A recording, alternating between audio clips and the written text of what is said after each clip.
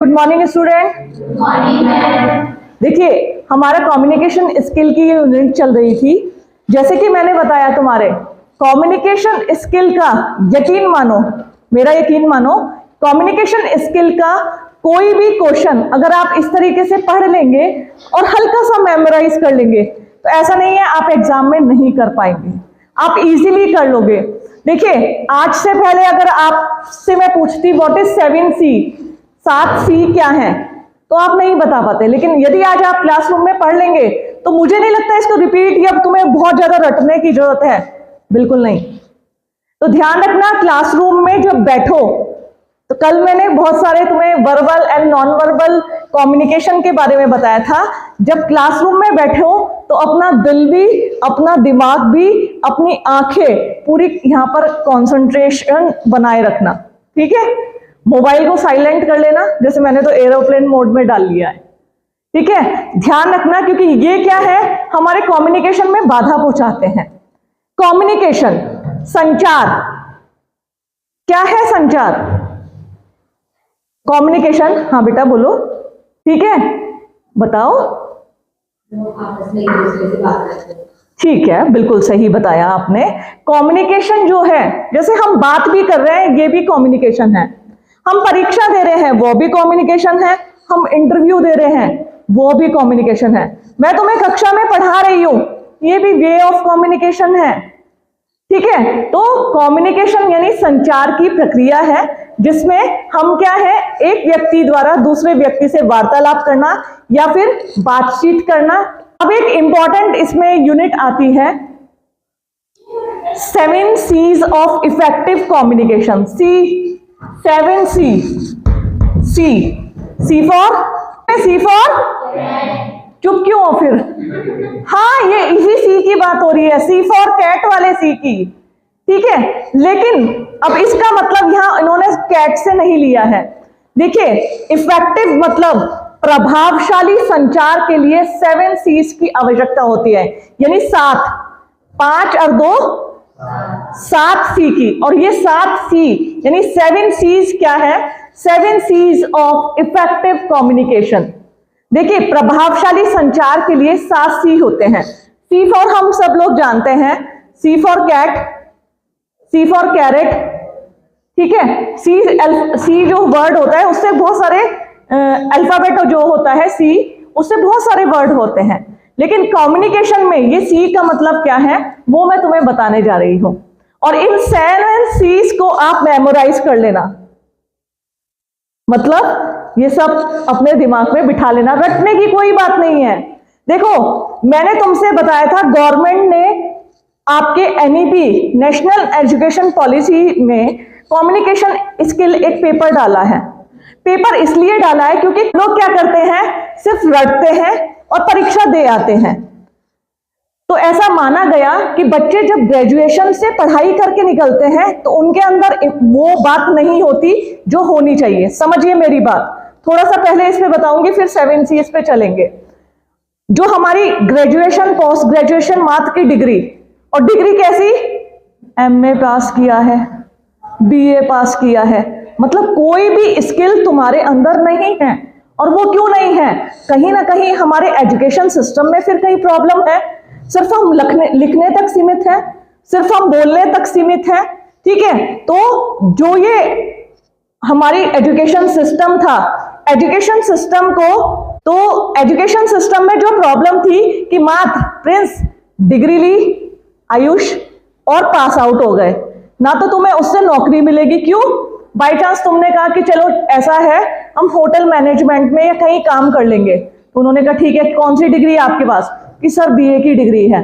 चलो आप सामने आओ, तुमसे कुछ क्वेश्चन पूछे और आप डरने लगे, नहीं बता पाए, कॉन्फिडेंस नहीं है, बोलना नहीं आता, बोलते समय डर रहे हो, शुभम बोलते समय डर रहे हो। तो फिर सरकार ने क्या कहा, जो हमारी NEP इंट्रोड्यूस की गई वो इसलिए की गई कि बच्चे के अंदर हेजिटेशन ना हो, घबराहट ना हो, आत्मविश्वास उसके अंदर बना रहे। और ये कब पॉसिबल है? उन्होंने इसे वोकेशनल स्किल में एक पेपर, कंपलसरी पेपर, जब BSc BA BCom communication skill को इंट्रोड्यूस किया। और इंट्रोड्यूस करने का रीजन सिर्फ और सिर्फ इतना है कि जब आप अपनी ग्रेजुएशन की डिग्री लेकर निकले, मतलब ग्रेजुएशन कंप्लीट कर लें, तो आप आत्मविश्वास से भरे हो। आपके अंदर देखते ही पता चले कि ग्रेजुएशन किया है। आज की जनरेशन की तरह नहीं कि ग्रेजुएशन कर लिया है और ग्रेजुएशन के मायने क्या है, बस डिग्री ना। मैं ग्रेजुएशन के मायने कभी डिग्री को नहीं मानती। मेरी नजर में वो बच्चा भी ग्रेजुएट या पोस्ट ग्रेजुएट है जिसके अंदर आत्मविश्वास हो।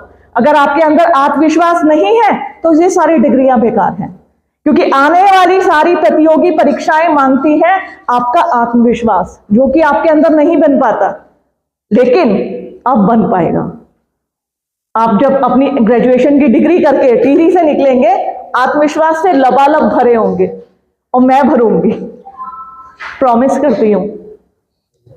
आज मेरा निर्जला व्रत है, मतलब वो अष्टमी होती है। पहले मैंने सोचा क्लास नहीं लूंगी, फिर मैं कहा नहीं, आत्मविश्वास। जब सोचेंगे तो भूख लगेगी, प्यास लगेगी। जब मैं सोचूंगी नहीं तो नहीं लगेगी ना भूख ना प्यास, है ना। तो ध्यान रखना, मैं हर बार तुम्हें रिपीट करती हूँ, आत्मविश्वास अपने अंदर बनाए रखना। अब आते हैं हम टॉपिक के ऊपर। हमारे उसमें है 7 C's of effective communication. 7 C's, 1 C, 2 C, तीसरा, चौथा, पांचवा, छठा और सातवां। 7 C। मैंने अभी अभी तुमसे पूछा C फॉर कैट या कैरेट, है ना, कैलकाटा भी हो सकता है, ठीक है। C फॉर चेन्नई, कुछ भी हो सकता है C फॉर तो। लेकिन इस समय हम संचार प्रक्रिया की बात कर रहे हैं, कम्युनिकेशन स्किल की।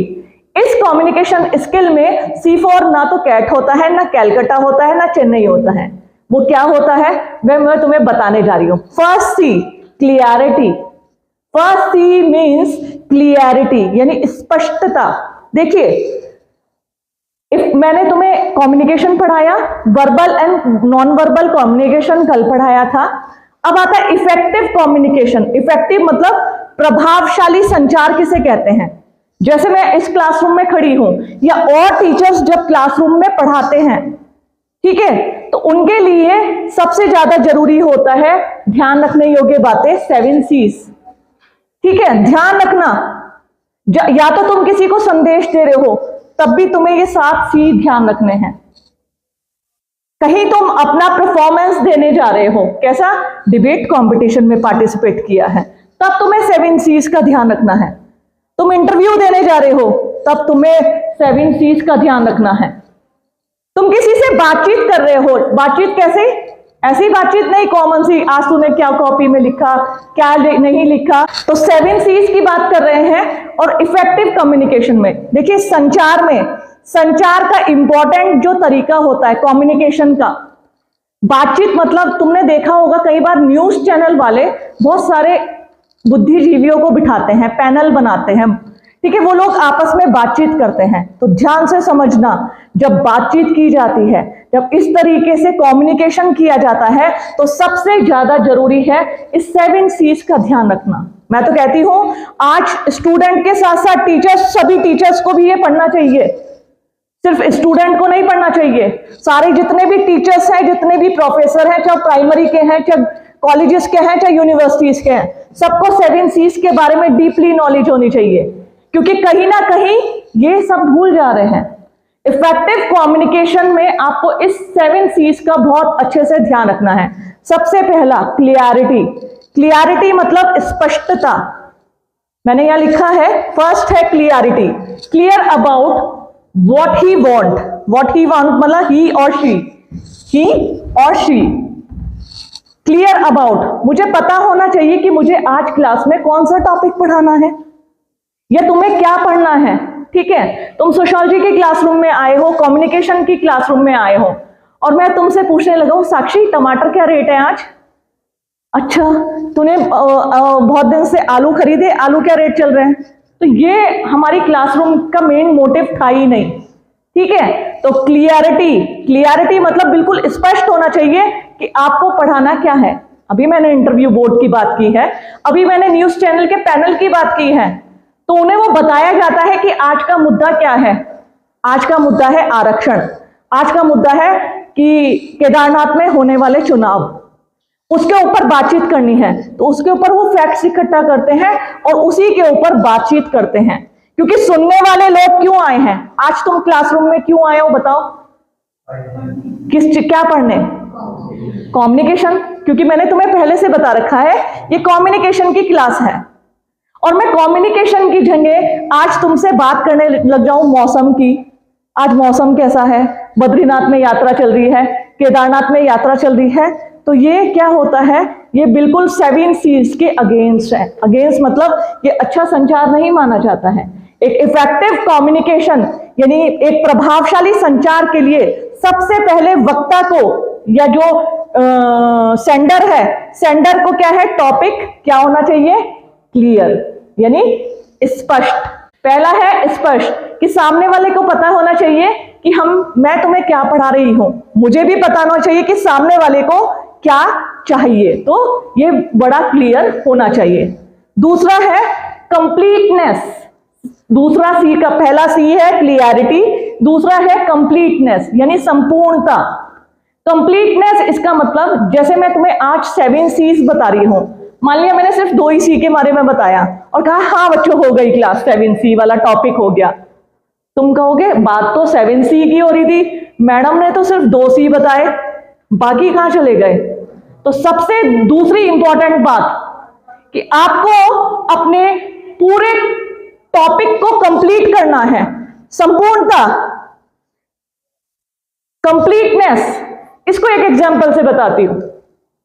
आप शॉपिंग करने गए, दिवाली चल रही है, आपने सोचा इस बार ना हम अपने घर के लिए ना एक फ्रिज खरीदेंगे नया। चलो टीवी है, फ्रिज को छोड़ देते हैं, टीवी खरीदेंगे नया। अभी हमारे पास टीवी था, तो आप शॉप पे गए, शॉपकीपर ने या दुकानदार ने कहा भाई साहब ये 8,000 का है, ये 12,000 का है, ये 20,000 का है और ये 45,000 का है। हम बात कर रहे थे टीवी की कंप्लीटनेस, संपूर्णता। तुम शॉपकीपर के पास गए तो उन्होंने बता दिया कि ये टीवी जो है एक 10,000 का, एक 20 का, एक 30 का, एक 40 का, लो जी खरीद लो इसको। तुम खरीद लोगे? 10, 20, 30, 40 से खरीद लोगे कि 40,000 वाला टीवी खरीद लोगे? क्योंकि उसने आपको कंप्लीट उसके बारे में इंफॉर्मेशन नहीं दी है, संपूर्ण जानकारी नहीं दी है। फिर वो बताएगा भाई साहब ये 40,000 वाला है सोनी का टीवी और इसमें HD HMR है, 5G है, आप पेन ड्राइव से भी कनेक्ट कर सकते हो, जरूरी नहीं है इसमें डिस्क लगानी, इसमें वाईफाई है, आप अपने मोबाइल से कनेक्ट करके जो मोबाइल में देखना चाहते हो वीडियो वो भी देख सकते हो। तो आप कहोगे वाह क्या टीवी है, ये वाला दो, इसमें ये सारी क्वालिटी है। फिर आप घर आए, घर में आपने पड़ोसी देखने आए, भाई साहब टीवी कितने का लिया? 40। क्या 40 का?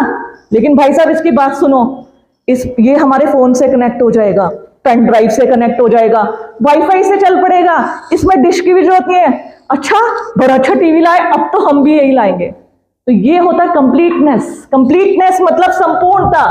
जो भी बात करो पूरी प्रामाणिक करो और पूरी कंप्लीट करो, आधी अधूरी मत छोड़ो। तो इफेक्टिव कम्युनिकेशन में सेकंड सी होता है कंप्लीटनेस, यानी बिल्कुल संपूर्ण बताना। और जो मैं तुम्हें एग्जाम्पल दे रही हूं ना, ये एग्जाम्पल बिल्कुल सटीक है, ठीक है? जैसे मैंने तुम्हें बताया, मैंने आज तुमसे आते ही साथ कहा या कल ग्रुप में कहा था बच्चों आज मैं कक्षा में तुम्हें 7 C's ऑफ इफेक्टिव कम्युनिकेशन ये पढ़ाऊंगी। और मैं आई और मैंने तुम्हें कहा सी फॉर क्लियरिटी और सी फॉर कंप्लीटनेस, हो गया 7 C। पर ये 7 C नहीं हुआ है कि जब तक मैं तुम्हें प्रॉपर 7 C's के बारे में ना बताऊं। तो कंप्लीटनेस इसका है दूसरा पार्ट। नेक्स्ट है कंसाइजनेस, संक्षिप्तता। कंसाइजनेस मतलब बात को, आज अगर मैं तुमसे बात करूं तो संक्षिप्तता किसे कहते हैं? संक्षिप्त सुना है कभी? तुम बताओ पहले, संक्षिप्त किसे कहते हैं?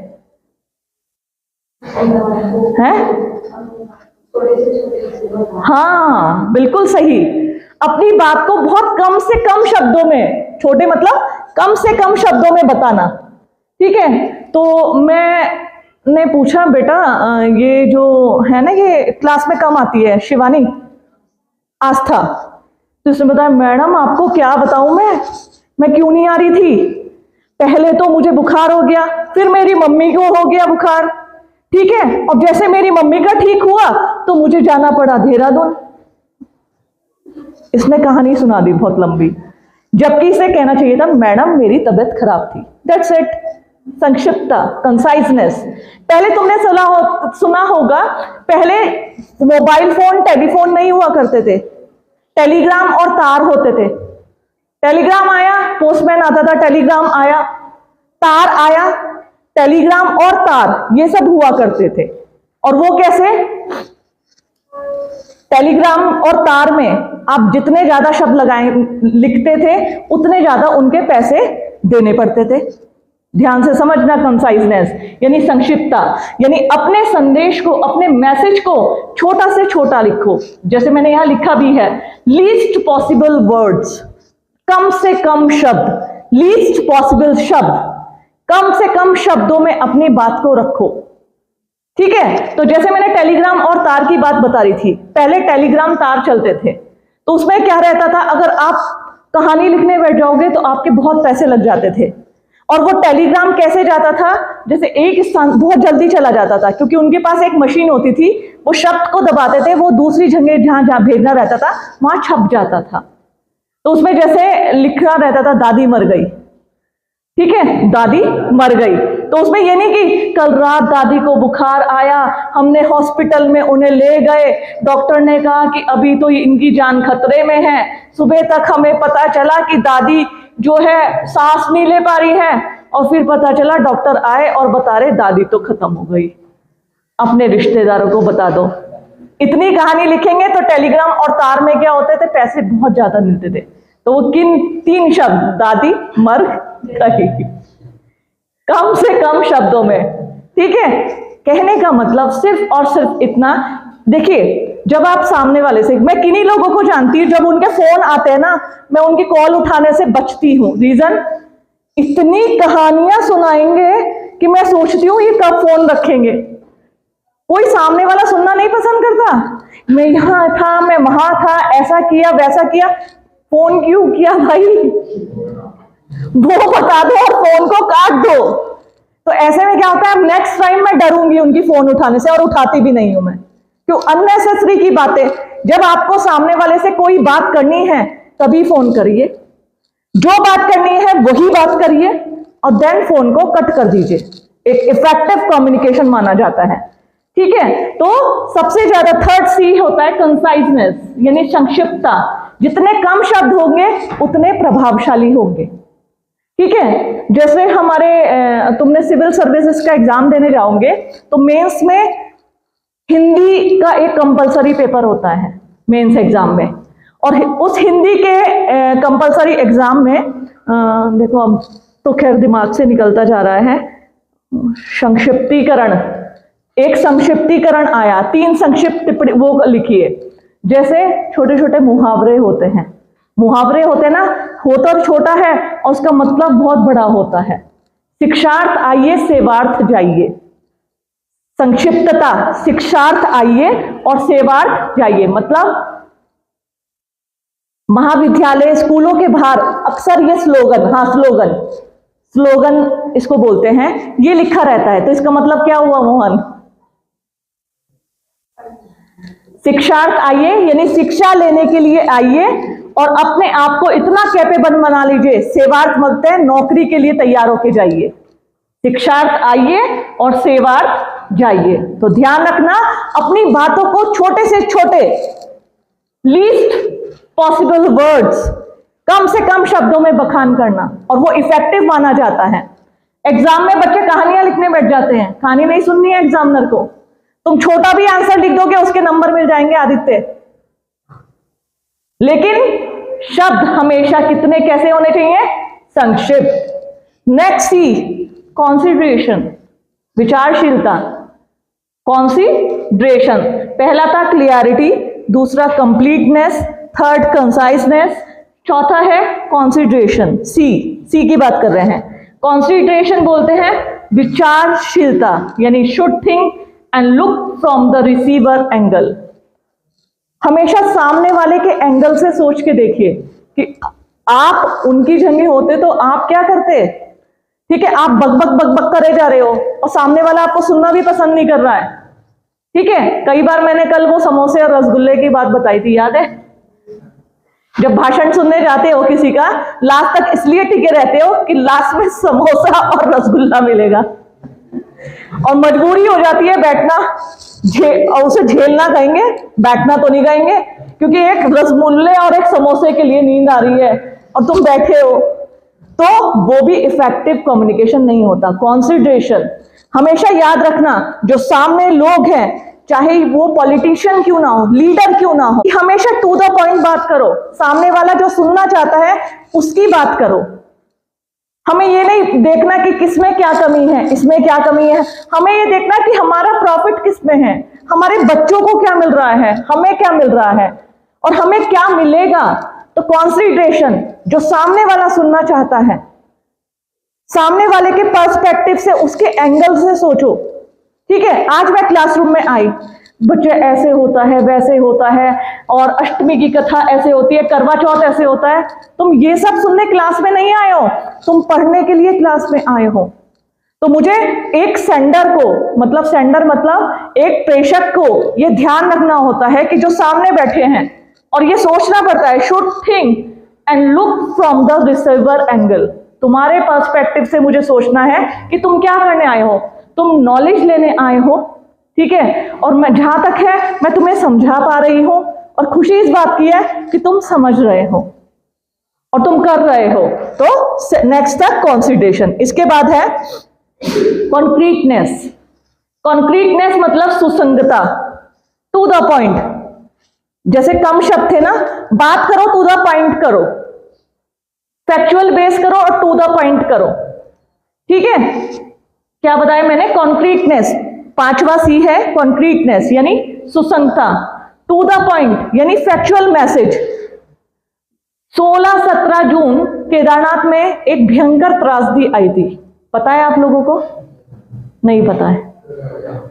पता है, इतनी धीरे से। ठीक है, अब तुम मुझे बताओ थोड़ा सा, चलो उस पर बात करते हैं, वो किस वजह से आई थी? ठीक है, आदित्य ने बताया पापी लोग। और बताओ, बोलो मोहन। हाँ, इसने, शिवम ने बताया कि वो जो चौराबाड़ी ग्लेशियर था वो टूट गया था। ठीक है, और बताओ भाई। देखो बात, देखो मेरे को पढ़ाने में तभी अच्छा लगता है जब हम एक अच्छी संचार की सबसे अच्छी बात कि हमारा जो हो वो क्या हो, आमने सामने की स्थिति में वार्तालाप, सेंडर और रिसीवर। तुम मुझे फीडबैक देखो तभी तो मुझे पता चलेगा कि मैं कैसा पढ़ा रही हूं।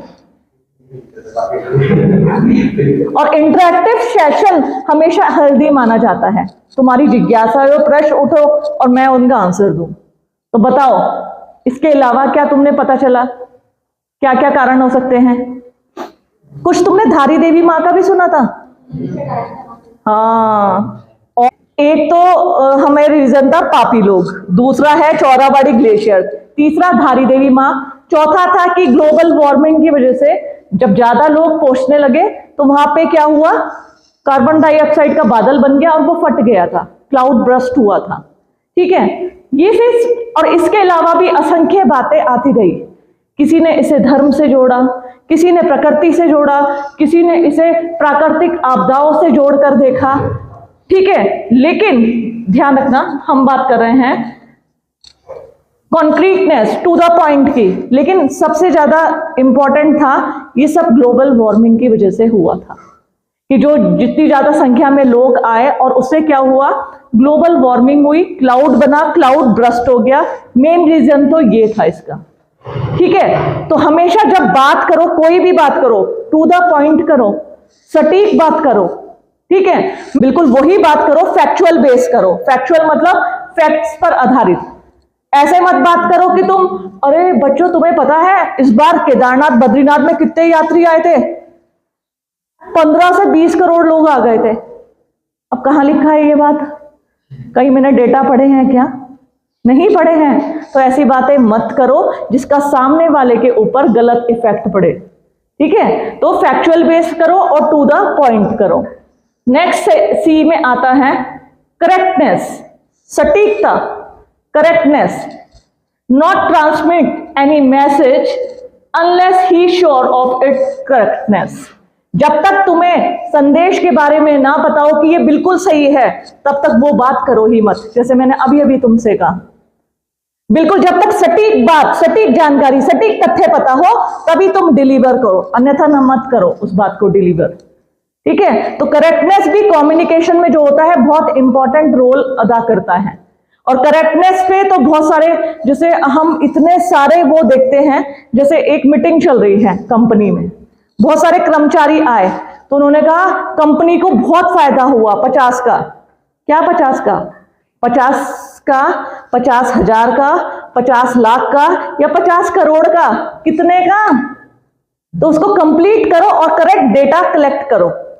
मैं कहने लगी हूं, अभी जैसे हम बात करते हैं अपनी पॉपुलेशन की, ठीक है, कि बच्चों पता जनसंख्या कितनी बढ़ रही है, हम फर्स्ट नंबर पे आ गए हैं, पता है तुम्हें? पता है ना? हमने किसको पछाड़ दिया? बहुत इंटेलिजेंट हो तुम तो, तभी तो कहती हूं कि तुम अगर निकल पड़ो कंपटीशन के रास्ते पे, पक्का तुम में से 50% को सफलता मिल जाएगी। बस चलने की देरी है। तुम लोग, ऐसा नहीं, बात नहीं है, तुम लोग बहुत अच्छे हो पढ़ने में, बस होता है ना कि कोई हमें रास्ता दिखा दे और बैठना सिखा दे। तो हमारे जो डेटा है, लेकिन इस डेटा को हम फैक्ट तब तक नहीं मानेंगे जब तक हमारी जनगणना नहीं होगी। जनगणना हुई थी लास्ट कब? वेरी गुड, 2011 में। और फिर कब होनी थी? 2021 में। तभी तो कह रही तुम बहुत इंटेलिजेंट हो। 2021 में होनी थी, लेकिन कोरोना काल था जिस कारण हो नहीं पाई थी। तो कहने का मतलब, जब तुम्हें फैक्ट पता हो, बिल्कुल फैक्चुअल पता हो, तभी बात करो, अन्यथा बात ही मत करो। ठीक है। और लास्ट है कर्टेसी। कर्टेसी मतलब शिष्टता, friendly and helpful. Courtesy, courtesy call कहते हैं ना, कई बार कोई आया, हाँ क्या है, कर्टेसी कहते हैं शिष्टता को। आप घर पे बैठे हैं, डिलीवरी बॉय आया, मैडम आपका पार्सल है, हाँ तो आ तो रहे हैं ना, घंटी क्यों बजा रहे हो बार बार, आ तो रहे हैं हम बाहर, ये शिष्टता नहीं है। ठीक है भैया हम आते हैं बाहर, आप रुकिए। तो ये कर्टेसी कॉल नहीं होते। फिर आप किसी रेस्टोरेंट में गए, ओ वेटर इधर आ, पानी लेके आ, तुझे पता नहीं मैं इतनी देर से बैठी हूं, तो अब तक पानी नहीं दिया मुझे। तो ये जो होता है असभ्यता होती है, ये कर्टेसी नहीं होती है। हमेशा ध्यान में रखना। देखिए कई बार बच्चे क्लासरूम में आते हैं, फिर डिपार्टमेंट में पहुंचाते हैं, मैडम रोल नंबर बता दो।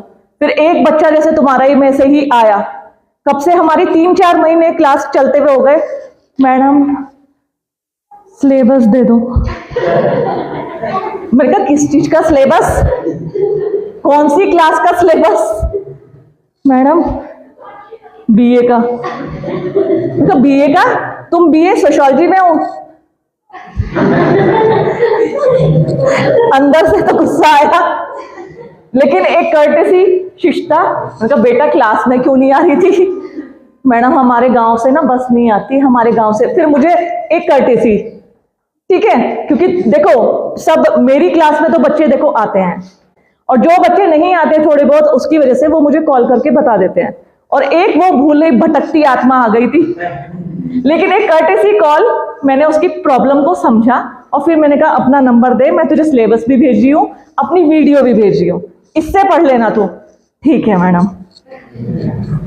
तो एक कर्टेसी होती है, ध्यान रखना। और देखो एक बात ध्यान रखना, कई बार हम अपने पेरेंट्स को अपना दुश्मन मान बैठते हैं। कहां जा रहे बे, चाबी घुमाता हुआ, रख नीचे, जब देखो घूमने का काम। फिर या हम लोग लड़कियां कहां थी अब तक? ठीक है, हमें लगा कि हमारी मम्मी तो हमारी दुश्मन है, हमारे पापा तो हमारे बिल्कुल दुश्मन है। या यदि मैं उस लड़की को बोल देती डांट के, कोई सिलेबस नहीं मिलने का, 4 महीने से क्लास में आती, ठीक है जाओ यहां से, बाहर जाके पूरा 100% मैं छोड़ती, मैं उसके लिए राक्षस बन जाती, मेरे 2 सींग लग जाते और वो मुझे मान बैठती कि इससे बुरी टीचर तो कोई कॉलेज में हो ही नहीं सकती, है ना। जबकि उसे अपनी मिस्टेक समझ में नहीं आएगी, और मैं तो बन गई रातों रात राक्षस। देखो पेरेंट्स को कई बार हमें किन्हीं लोगों को समझना होता है, और हमें भी समझना होता है, सिर्फ तुम्हें नहीं समझना है, हमें भी समझना है। तो मैं कई बार किन्हीं पेरेंट्स को भी कहती हूँ, वो कहते हैं मैडम मैं तो अपने बच्चे को बहुत पीटती हूँ। मैंने कहा आप बहुत गलत करते हैं, कभी भी बच्चों के ऊपर हाथ नहीं उठाना चाहिए। जब एक बच्चा यदि वो 12 साल से छोड़ता है, कूटो पकड़ के उसे, दे धमादम दे धमादम। और जहां उसने 12 साल कंप्लीट कर लिए, कभी भी बच्चे को पीटना नहीं चाहिए, क्योंकि वो आ जाता है एडल्ट की श्रेणी में। और माँ बाप बन जाते हैं फिर शत्रु, और जब शत्रु बन जाते हैं तो शत्रु के साथ तो क्या होता है, युद्ध। तो ध्यान रखना, अपने बच्चों के साथ युद्ध मत करो, उन्हें अपना शत्रु मत बनने दो, उनके फ्रेंड्स बनो। कूटना है, उनकी कुटाई करो, बिल्कुल जैसे धान की कुटाई करते हैं। कब? 12 साल से पहले जी भर के कूटो उन्हें, लेकिन 12 साल के बाद उनके दोस्त बन जाओ। कई बार सब कहते हैं, जैसे वो लड़की आई, मैंने तुम्हें बताया, मुझे बहुत गुस्सा आया कि ये 4 महीने से कहां थी, से अब होश आ रहा है क्लास में आने का, लेकिन वो एडल्ट है। देखो सुनो मेरी बात, और तुम लोगों को भी समझा रही हूं, अपने जो भाई बहन होंगे ना, ध्यान रखना, उनसे दोस्त बनो, उनके दुश्मन मत बनो। अगर दुश्मन बन जाओगे तो क्या होगा, युद्ध। और मैं तो ये बात आज हर एक इंस्टीट्यूशन के लिए बोलती हूं, लोग बॉस बन बैठते हैं कि आई एम द बॉस, इसको ठीक बताऊंगा, इसको ठीक बताऊंगा। नहीं, उनके साथ फ्रेंडली बिहेवियर करो, उन्हें अपना दुश्मन मत बनाओ। दुश्मन बनाओगे तो क्या होगा, युद्ध। दोस्त बनाओगे तो कहीं ना कहीं वो भी समझेगा आपको, और अगर उसने गलती की है वो अपनी गलती सुधारेगा। तो मेरी बात तुम सबके लिए भी है, पेरेंट्स के लिए भी है, और जो बड़े बड़े इंस्टीट्यूशन या ब्यूरोक्रेट्स या कहीं भी है, उन सब के लिए भी है। हालांकि मैं उम्र में छोटी हूं, ये सब बोलना सब कहेंगे ये इतनी छोटी उम्र में क्या बोल रही है, लेकिन मैं कायदे की बात बोल रही हूं। चाहे बच्चा हो, चाहे स्टूडेंट हो, चाहे हमारे जैसे वर्कर क्यों ना हो, जब हमें कोई लताड़ेगा तो हमें तो गुस्सा आएगा, और उस आदमी के लग जाएंगे सर पे 2 सींग। ठीक है, तो हमें सींग कभी नहीं लगाने हैं। तो ध्यान रखना, एक कर्टेसी कॉल होती है शिष्टता। अपनी शिष्टता, अपनी दयालुता दिखाइए सामने वाले को, अपना चंडी रूप मत दिखाइए। ठीक है, तो इसलिए मैंने पोलाइटली से बात की, उसे सिलेबस दिया और उससे कहा अगर पॉसिबल हो बेटा तो क्लास में जरूर आना। तो ये कर्टेसी, तो ये है 7C, यानी 7 C's ऑफ इफेक्टिव कम्युनिकेशन, मतलब 7 C, संचार के 7 C। और ये ऑब्जेक्टिव टाइप क्वेश्चन में आएगा, जैसे 4 दे देंगे तुम्हें, बोल देंगे कौन सा C नहीं है। और हिंदी में तुम ये मत सोचना कि ये इंग्लिश में है, इसलिए मैंने हिंदी में भी शब्दों को स्पष्ट किया है। Clarity, completeness, conciseness, concentration, concreteness, correctness और कर्टेसी। एक बार मिलके बोलेंगे, सब लोग साथ में बोलेंगे। पहला क्लियरिटी, क्या है पहला? Second, very good. Third, conciseness, very good. Fourth, concentration, बोलो। 5, कॉन्क्रीटनेस, क्या है 5? Very good. 6 है करेक्टनेस, 7 है कर्टेसी। ठीक है बच्चों, चलिए फिर कल मिलते हैं नए टॉपिक के साथ।